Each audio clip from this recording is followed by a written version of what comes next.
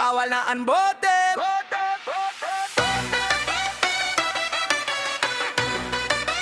Bawal na ang bote. Bawal na ang bote. Bawal na ang bote.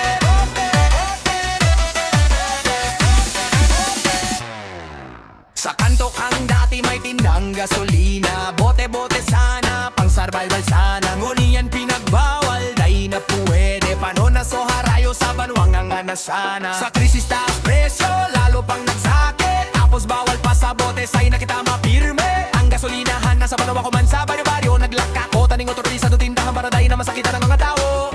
Patano sabi mo tiri ko na bagay. Bawal na ang bote, bawal pati galon. Paano na kami? Kubos na ang balon. Bako man na maraot, na bawal talaga. Bigarog mo man sa syudad, kada kanto may gasolinahan. O ano nakita ka? Ang lalo mo sanang pinasakita ng say mong nasasakupan. O ano nakita ka? Ang lalo mo sanang pinasakita ng say mong nasasakupan.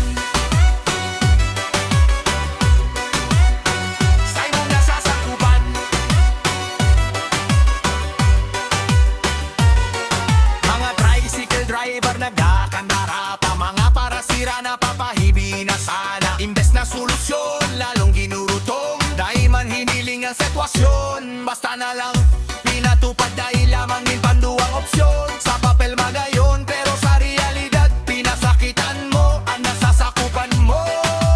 Bawal na ang bote, bawal pati galon. Paano na kani? Ubos na ang balon. Bako man na maraot, kabawal talaga. Bigarog mo man sa syudad, kada kanto may gasolinahan. Ano nakita ka? Ang lalo mo sanang pinasakita ng say mong nasasakupan. Ano nakita ka? Ang lalo mo sanang pinasakita ng say mong nasasakupan. Kung may alternatibo, ipinaliwanag ko ta. Kung may karibay ini, sana ipamati sa tao.